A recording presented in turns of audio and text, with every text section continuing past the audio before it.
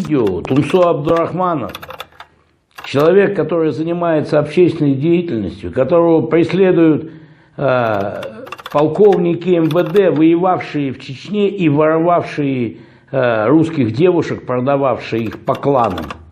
Да? Все это вы можете увидеть в двух последних роликах Тумсо Абдурахманова.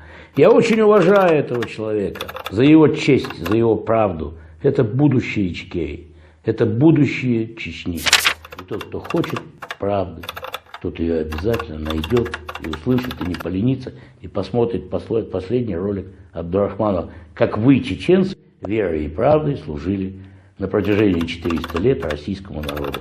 Сколько за эти 400 лет вы убили русских людей? Ну, я думаю, что миллионов 20, больше, чем в Великую Отечественную войну мы потеряли.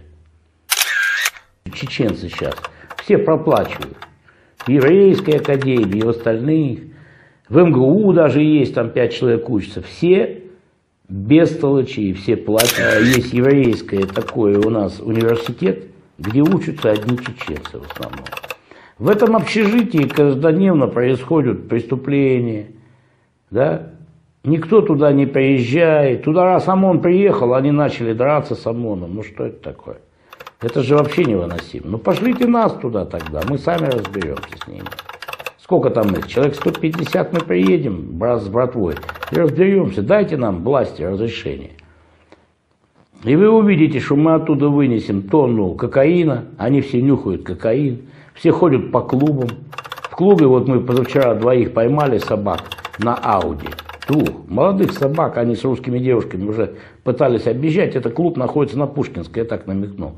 Моментально они у нас оказались в машине, и моментально мы их увезли. Я выпустил ролик, через 2 дня 70 тысяч человек его посмотрело, его закрыли.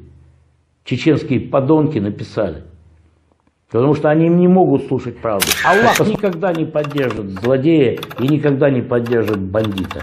Рано или поздно он будет наказан.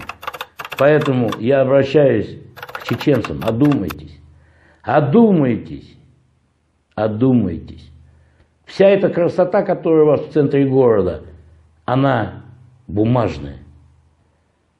Она может в любое время лопнуть, как мыльный пузырь. Вы хотите жить цивилизованно? Тогда вам надо бороться и присоединяться к тем людям, которые уехали, таким как Тумсо Абдурахманов. Это величие и будущее Чечни.